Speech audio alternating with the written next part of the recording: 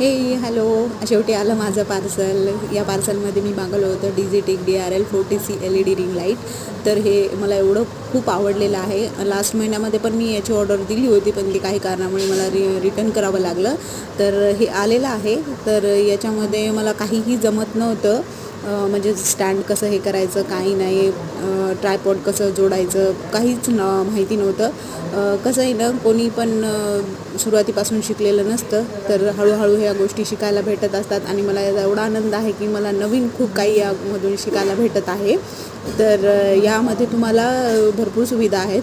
जसं की याचा ट्रायपॉड स्टँड आहे, 5 फुटाचा आहे, USB पावर्ड आहे, कलर स्विच मोड पण आहे, ब्राईटनेस कंट्रोल पण करू शकतं.